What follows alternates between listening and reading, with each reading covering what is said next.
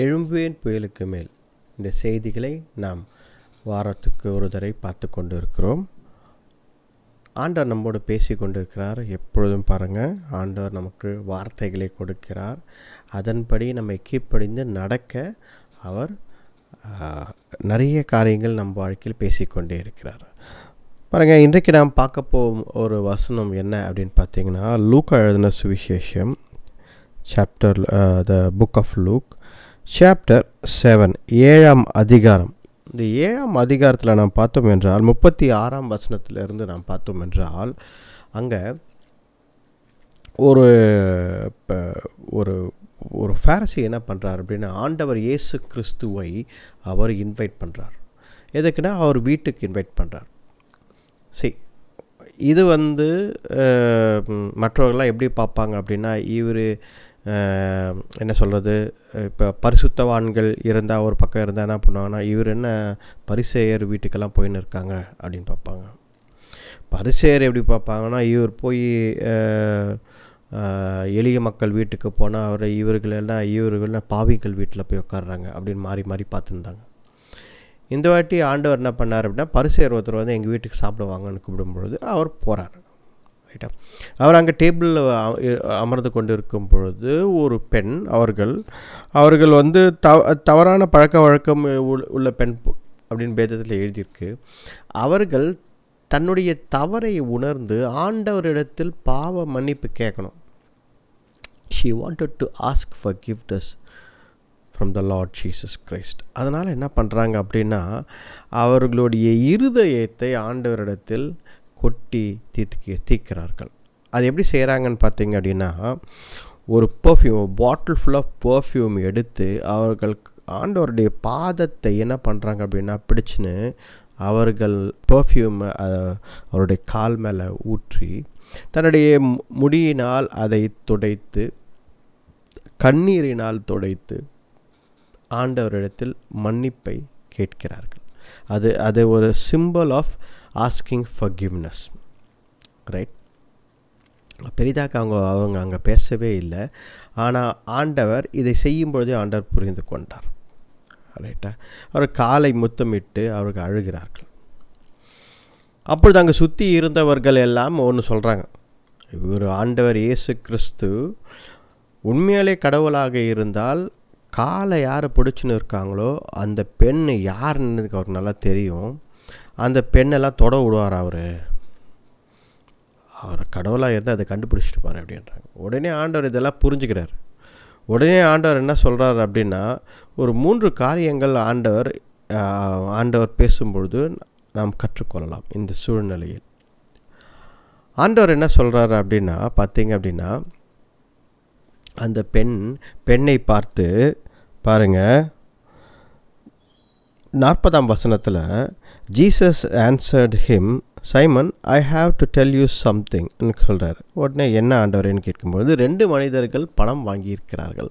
ஒருத்தர் அதிகமாக வாங்கியிருக்கிறார்கள், ஒருத்தர் குறைவாக வாங்கியிருக்கிறார்கள், கடன் வாங்கியிருக்கிறார்கள். அந்த கடன் 2 பேருக்கும் மன்னிக்கப்படுகிறது.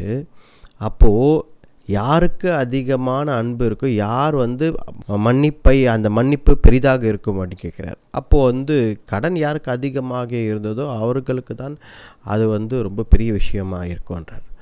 அப்போது சரியாக சொன்னேன் அப்படின்னு சொல்லிட்டு அந்த பெண்ணை பார்த்து, இந்த பெண் 2-3 விஷயம் சொல்கிறார். நீங்கள் வெல்கம் பண்ணும்போது இஸ்ரேலைட்ஸ் எல்லாம் அவங்க வீட்டுக்குள்ளே போகும்பொழுது, யூதர்கள் போகும்பொழுது அவர்கள் கன்னத்தில் முத்தம் கொடுத்து கொண்டு உள்ளே போவார்கள். அதுதான் வெல்கமிங். அதாவது சொந்த சகோதரரை போல அவர்கள் ட்ரீட் பண்ணுறது. அதை செய்யவில்லை ஆண்டவர் இயேசு கிறிஸ்து வரும்பொழுது. ஆண்டவர் அதை சுட்டி காட்டுறார். இவர்கள் என் காலை வந்ததுலேருந்து முத்தமிட்டு அழுகிறார்கள், கண்ணீரால் துடைக்கிறார்கள். ஆனால் நீங்கள் வரும்பொழுது எனக்கு முத்தமிட்டு என்னை அழைக்கவில்லை உள்ளே. 2வது காரியம், என் கால் கழுவதற்கு நீங்கள் தண்ணீர் கொடுக்கவில்லை. பாருங்கள், அங்கே இருக்கிற கலாச்சாரம் என்னவென்றால், வீட்டுக்குள்ளே வரும்பொழுது ஒரு விருந்து சாப்பிடும் பொழுது அந்த காலை கழுவார்கள். காலை கழுவிட்டு கையை கழுவிட்டு உள்ளே போவாங்க, கால்களையும் சேர்த்து. அப்போ பாருங்கள், இதை இவர்கள் செய்யவில்லை. ஆண்டவர் அதை சுட்டி காட்டுகிறார், இதையும் நீங்கள் செய்யவில்லை என்று. அதுக்கப்புறம் ஆண்டவர் என்ன சொல்கிறார், ஆனால் இந்த பெண் பாருங்கள், ஒரு விலை உயர்ந்த ஒரு பர்ஃப்யூம் வாங்கின்னு வந்து என்னுடைய காலை அவர்கள் கழுவி சுத்திகரித்தார்கள். நீங்கள் செய்யாத காரியத்தை இந்த பெண்மணி செய்திருக்கிறார்கள் என்று ஆண்டவர் சொல்கிறார். பாருங்கள், அப்பொழுதுதான் ஆண்டவர் அவளை பார்த்து உன் பாவங்கள் மன்னிக்கப்பட்டது, நீ போலாம்ன்றார். பாருங்கள், அப்போ இந்த இடத்துல இந்த பெண் செய்தது பாருங்கள். முதல் காரியம், தி ஃபேரசீஸ் இருக்காங்க பார்த்தீங்களா, அவர்கள் வெறுமை ஆண்டவரை வீட்டுக்கு மட்டும்தான் இன்வைட் பண்ணாங்க. They invited God to their house, Jesus to their house. ஆனால் அவர் இருதயத்தில் ஏற்றுக்கொள்ளவில்லை. ஏன்னா அவர்கள் குறை இன்னும் சொல்லினே இருக்காங்க, குறை சொல்கிறவங்களா இருக்காங்க. ஆனால் அந்த பெண் ஆண்டவர் இயேசு கிறிஸ்துவை தன்னுடைய இருதயத்தில் ஏற்றுக்கொண்டாள். ஸோ முதலாவது, ஆண்டவரை நாம் இருதயத்தில் ஏற்றுக்கொள்ள வேண்டும். அதுதான் அவசியம். We have to accept God in our life so that our lives get changed. Our life is changed completely according to God's will and plan. Right? So ஆண்டவரை இருதயத்தில் ஏற்றுக்கொள்ள வேண்டும் முதலாவது. இரண்டாவது, அவளுக்கு ஆண்டவர் இயேசு கிறிஸ்து தன்னுடைய பாவத்தை மன்னிக்கக்கூடிய பலன் இருக்கிறது, அத்தாரிட்டி இருக்குது, பவர் இருக்கிறது என்று புரிந்து கொண்டாள். அதனால்தான் அங்கே இருந்த ஆலயம், அங்கே இருந்த சட்டங்கள், லாஸ், அங்கே இருந்த ப்ரீஸ்ட்டு, பெரிய பெரிய ஆளுங்கள்லாம் இருந்தாங்க டெம்பிளில், அவர்களையெல்லாம் விட்டு அங்கேயெல்லாம் போகாமல் அவள் மன்னிப்பு கேட்பதற்கு ஆண்டவர் இயேசு கிறிஸ்துவிடம் வந்து கேட்டாள். இதுதான் அவர்களுக்கு மற்ற சுற்றி இருந்தவங்களுக்கு ரொம்ப கோவம் வந்தது. ஆலயம் இருக்குது, அங்கே மோசே சொன்னபடி சில கட்டளைகள் இருக்கிறது, இதெல்லாம் நீ செய்தால் பாவங்கள் மன்னிக்கப்படுது என்று இருக்கிறது. அப்படி இருக்கும்போது நீ இந்த பெண் ஏன் வந்து ஆண்டவர் இயேசு கிறிஸ்து காலை பிடித்து கொண்டு அவள் ஏன் அழுது ஒப்பு கொடுக்க வேண்டும் என்று அவர்கள் கோபப்படுகிறார்கள். ஆனால் அந்த பெண் செய்தது என்ன பாருங்கள், she understood that the only authority on earth to forgive her sins was Jesus Christ. பாருங்கள், அதை தான் இன்றைக்கு நான் உங்களுக்கு சொல்ல விரும்புகிறேன். ஆண்டவர் இயேசு கிறிஸ்துவால் நம்முடைய பாவங்களை மன்னிக்க அவருக்கு எல்லா அதிகாரமும் கொடுக்கப்பட்டிருக்கிறது. அதனால் இன்றைக்கு நாம் பாவம் செய்கிறோம் என்றால் ஆண்டவர் இயேசு கிறிஸ்துவின் நாமத்தினாலே நம்ம மன்னிப்பு கேட்போம், கடவுளிடத்தில் போய் சேருவோம். இப்போ தவறு செய்யாதவர்கள் யாரும் கிடையாது, ரைட்? தவறு செய்யாத எல்லாருமே ஏதாவது ஒரு வகையில் தவறு செய்கிறார்கள். யாருமே வந்து கை காட்டி நீங்கள் ரொம்ப பர்ஃபெக்டா அப்படின்னு சொன்னால் அந்த பர்சன் பர்ஃபெக்ட் அப்படின்னு சொல்லி ஒரு ஜேர்னியில் போகிறாங்க. பர்ஃபெக்ஷனுக்கு ரிலேட்டடாக கிட்ட அவங்கள நோக்கி அதை போகிறாங்களே தவிர நாம் எல்லாருமே அதை நோக்கி போகிறோம். As a father in heaven is perfect, நம்ம எல்லாரும் அந்த பர்ஃபெக்ஷனுக்கு கிட்ட போகிறோமே தவிர எவ்ரிடே அது ஒரு ப்ராசஸாக இருக்கிறது. So nobody is perfect, but we are trying to be perfect through Jesus Christ. ஆண்டவர் இயேசு கிறிஸ்து மூலமாக தான் நாம் பர்ஃபெக்ட் ஆக முடியும். அப்போ பாருங்கள், இந்த இடத்தில் பாவ மன்னிப்பு கேட்பது தவறல்ல. ஆண்டவர் இயேசு கிறிஸ்து கிட்ட நீங்கள் தவறு செய்திருந்தால், நம் வாழ்க்கையில் தவறு ஏதாவது செய்திருந்தால் அதை ஒப்பு கொடுத்து அதை விட்டு விடுகிறவன் தான் உண்மையான கிறிஸ்துவன், உண்மையான மனிதன். If you leave behind whatever you have done, repent in your heart and turn towards God, then you have changed. You are saved. So those who believe in Jesus Christ authority, யாரெல்லாம் ஆண்டவர் இயேசு கிறிஸ்துவின் authority, power, இதை நம்புகிறார்களோ, அவரால் பாவத்தை மன்னிக்க முடியும் என்று நம்புகிறார்களோ, அந்த நபர்கள்தான் ஆண்டவரால் காப்பாற்றப்படுகிறார்கள். இந்த பெண் பாருங்கள், she believed that Jesus Christ can wash away her sins. அப்படி தான் ஆண்டவரும் சொல்கிறார். என்ன பண்ணுறாரு அப்படின்னா, 50வது வசனத்தில் பார்த்தீங்க அப்படின்னா, your faith has saved you, go in peace என்றார் ஜீசஸ். அவளை பார்த்து, உன் விசுவாசம் உன்னை ரட்சித்தது, நீ சமாதானத்தோட போன்றார். அதுக்கு முன்பதாக 48ஆம் வசனத்தில் பார்த்தீங்கன்னா, யுவர் சின்ஸ் ஆர் ஃபர்கிவன் அப்படின்னு சொல்கிறார் ஆண்டவர். அப்போது ஆண்டவர் இயேசு கிறிஸ்துவின் அதிகாரம், ஆண்டவர் இயேசு கிறிஸ்துவ வாழ்க்கையில் என்னவாக இருக்கிறார், நமக்கு என்னவாக இருக்கிறார், அவரை நம்பி போகும்பொழுது, அவர் மேல் விசுவாசம் வைக்கும் பொழுது நம் வாழ்க்கை எப்படி மாறுகிறது என்றெல்லாம் நாம் தெரிந்து கொள்ள வேண்டும். இந்த இடத்துல அந்த பெண் புரிந்து கொண்டாள். Jesus Christ is the only way என்று புரிந்து கொண்டால், அதனால்தான் ஆண்டவர் உன் விசுவாசம் உன்னை ரட்சித்தது மகளே என்று ஆண்டவர் சொல்கிறார். இன்றைக்கு கூட ஆண்டவர் இயேசு கிறிஸ்துக்கிட்ட ஒப்பு கொடுங்கள். உங்களுடைய பிள்ளைகள், உங்களுடைய வாழ்க்கை, உங்களுடைய எதிர்காலம், உங்களுடைய கணவர் மனைவி, இல்லை அப்பா அம்மா, பேரப்பிள்ளைகள் யாராக இருந்தாலும் அவர்களை ஆண்டவர் இடத்தில் ஒப்பு கொடுங்கள். ஊழியத்தை ஒப்பு கொடுங்கள். அதில் ஏதாவது தவறு நடக்க வாய்ப்பு இருக்குது என்றால் நீங்கள் ஆண்டவரிடத்தில் ஒப்பு கொடுத்து மன்னிப்பு கேட்டு, ஆண்டவரே மன்னியுங்கள், தவறு செய்வதற்கு வாய்ப்பு இருக்குது, மன்னியுங்கள் என்று மன்னிப்பை ஆண்டவரிடத்தில் கேட்போம். ஆண்டவர் நிச்சயமாக மன்னித்து ஏற்றுக்கொள்வார். ஹல்லேலூயா. பாருங்கள், இது மூன்றாம் காரியம் என்ன என்றால், அந்த பெண் she accepted that Jesus Christ is her personal savior. இந்த பெண் பாருங்கள், இந்த காரியம் செய்ததால் ரைட், அவள் எதுவுமே சொல்லவில்லை. ஆக்சுவலாக அந்த பெண் பேசவே இல்லை. அவள் அழுது தொலைத்து கொண்டு தான் இருந்தாலே தவிர அவள் எதுவுமே சொல்லவில்லை. என்னை மன்னியுங்கள் என்று கூட சொல்லவில்லை. That action reflected that she is asking forgiveness. She was convicted of her sins. அவள் ஆண்டவரிடத்தில் மன்னிப்பு கேட்பது நன்றாக தெரிந்தது. பாருங்கள், அவள் ஆண்டவர் சொன்னவுடன் நீ நீ நீ விசுவாசத்துடன் போ, உன் விசுவாசம் நீ ரட்சித்தது, நீ போ, சமாதானத்துடைய போ என்று சொன்னவுடன் அந்த பெண் எழுந்து போய்விட்டாள். அப்படி என்றால் என்ன? அந்த பெண் ஆண்டவர் இயேசு கிறிஸ்துவை இரட்சகராக ஏற்றுக்கொண்டாள். She accepted the Lord Jesus Christ as her Savior. இன்றைக்கு நீங்கள் எப்படிப்பட்ட சூழ்நிலை இருந்தாலும் சரி, if you are in a very troubled and burdened and situation and you are really caught up in many things, நீங்கள் செய்ய வேண்டியது ஒன்று தான், ஆண்டவருடைய பாதத்திற்கு வருவதான். You come to the Lord's feet and cry. நான் நிறைய பேர்கிட்ட சொல்வேன், நிறைய பேர் பிரச்சனைகள் போராட்டங்கள் வரும்பொழுது அழுவார்கள். ஃபோனில் ரொம்ப நேரம் நிறைய பேர்கிட்ட பேசி அழுவாங்க. இது மாதிரி ஆயிடுச்சு, எனக்கு இது மாதிரி ஆயிடுச்சு. நான் சொல்வது இதுதான் அவர்களுக்கு அட்வைஸ் பண்ணுறது, உங்களுக்கும் இதை அட்வைஸ் பண்ணுறேன்.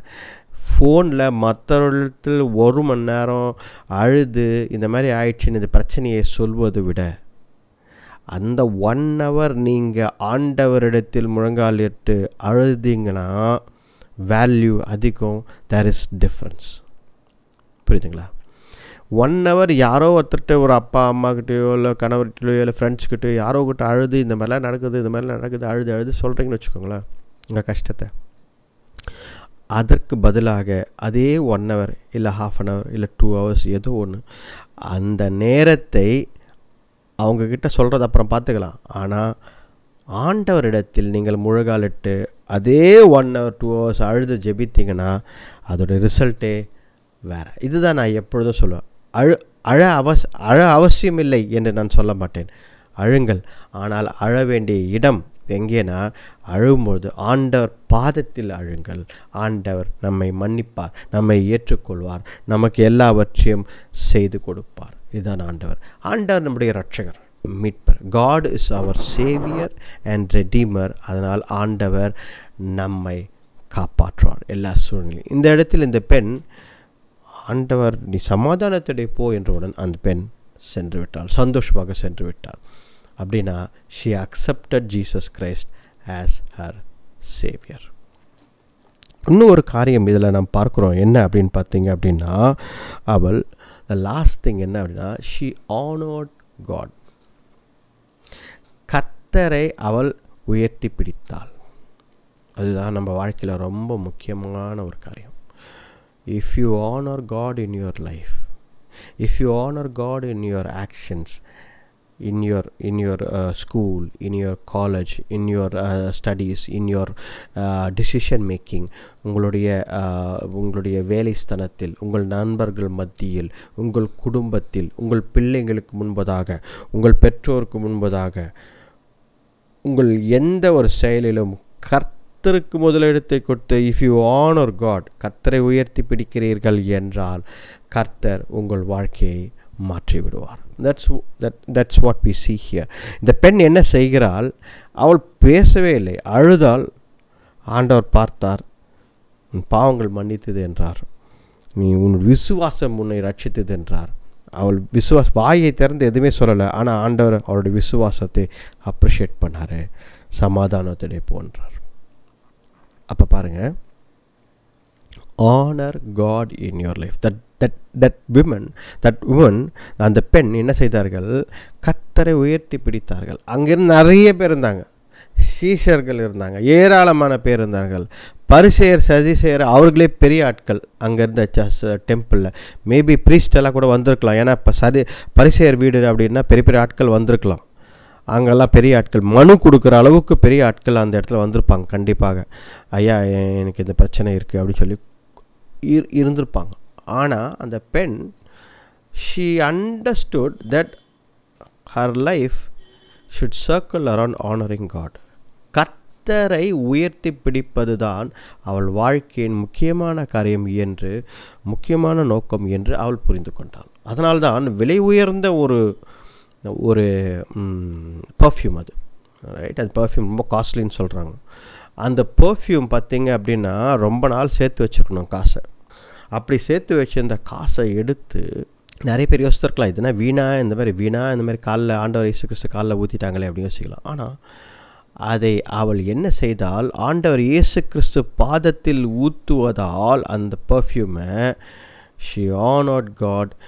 மற்றவர்கள் செய்யாத விஷயத்தை, அதான் ஆண்டவர் இயேசு கிறிஸ்து, நீங்கள்லாம் செய்யவில்லை, எனக்கு கால் கழுவ தண்ணீரோ கை கழுவ தண்ணீரோ கொடுக்கவில்லை. ஆனால் இந்த பெண் தன்னுடைய கண்ணீரினாலும் அந்த பர்ஃப்யூம்னாலும் என்னை ஆனர் பண்ணியிருக்காங்க. she has honored me, she has washed my feet அப்படின்றாங்க.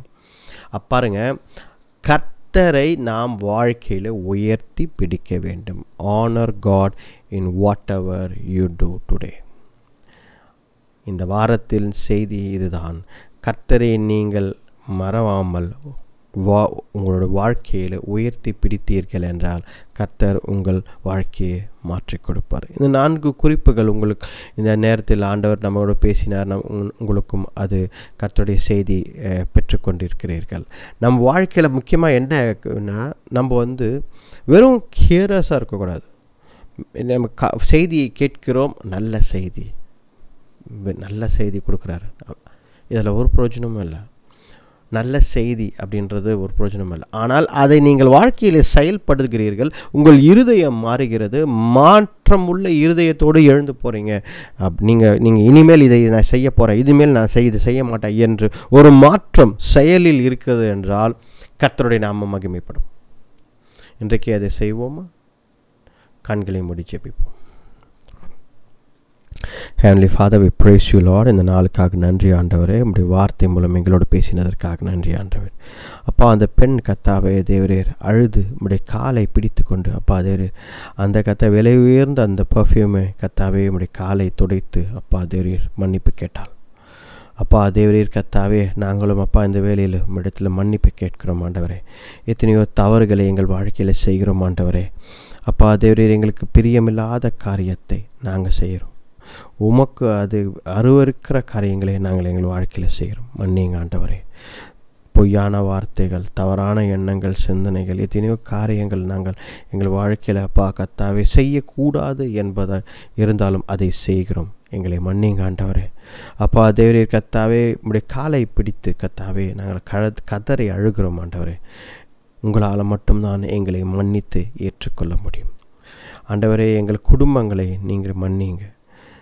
தெரியாமல் அப்பா தேவரீர் அப்பா நாங்கள் தூரத்தில் இருக்கிறோம், தெரியாமல் எங்கள் பிள்ளைகளோ எங்கள் பேர பிள்ளைகளோ எங்கள் நண்பர்களோ உறவினர்களோ தவறான காரியத்தை செய்கிறார்கள் என்றால் அவர்களை மன்னிங்க, அவர்களை தடுங்க. தவறான செய்களை செய்யாமல் அவர்களை தடுங்க, அவளை பாதுகாத்து கொள்ளுங்க அப்பா. இயேசுவே உம்முடைய வலது கரத்தில் அப்பா கத்த எல்லாவற்றையும் ஒப்பு கொடுக்குறோம் ஆண்டவரே. தேவரீர் நீர் பார்த்து கொள்ளுங்க, ஆசீர்வதித்து வழிநடத்துங்க. இந்த ஜெபத்தை மீட்பர் ரட்சகர் எங்கள் ஆண்டவர் இயேசு கிறிஸ்துவின் வல்லமையுள்ள நாமத்தில் வேண்டிக் கொள்கிறோம், ஜீவனுள்ள நல்ல பிதாவே. ஆமேன், ஆமேன். ஆண்டவர் உங்களை நேசிக்கிறார், ஆண்டவர் உங்களை மன்னிக்கிறார். ஆண்டவரை உங்கள் வாழ்க்கையில் எல்லாவற்றிலும் உயர்த்தி பிடிங்கள். Honor God in all your ways. நன்றி. Thank you.